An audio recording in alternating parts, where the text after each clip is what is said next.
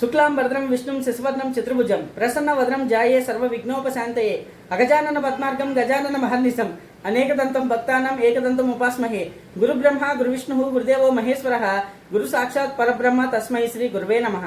హరి ఓం. ఈ వీడియోలో మనం మకర రాశికి వారికి అక్టోబర్ నెలలో ఎలా ఉందో చూద్దాం. ముందుగా వారి యొక్క గ్రహస్థితి ఎలా ఉందో తెలుసుకుందాం. 2వ ఇంట్లో రాహు, 3వ ఇంట్లో శని, 7వ ఇంట్లో గురుడు, 8వ ఇంట్లో శుక్రుడు కేతు, 9వ ఇంట్లో బుధుడు రవి, 10వ ఇంట్లో కుజుడు.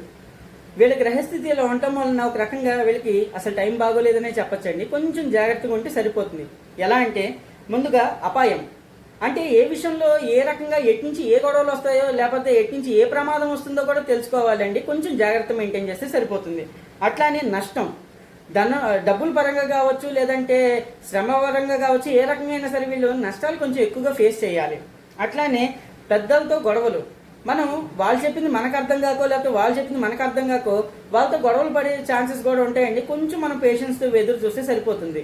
ఎందుకంటే ఈ చిన్న చిన్న వాటికి మనం రియాక్ట్ అవడం వలన పెద్ద పెద్ద డ్యామేజెస్ జరిగే ఛాన్స్ ఉంటుంది.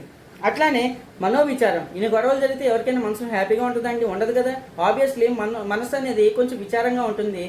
ఆబ్వియస్లీ ఇవన్నీ మనం కొంచెం దూరంగా ఉంటే సరిపోతుంది.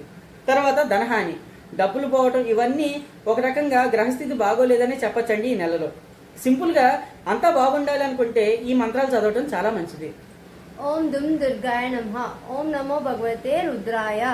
శివుణ్ణి దుర్గామాతని ఈ రకంగా రోజు 108 సార్లు పూజించడం వలన జరిగేది ఆపలేం, కానీ కొంచెం మనకి యాడెడ్ అడ్వాంటేజ్ అయ్యే ఛాన్స్ ఉంటుందండి. స్వస్తి.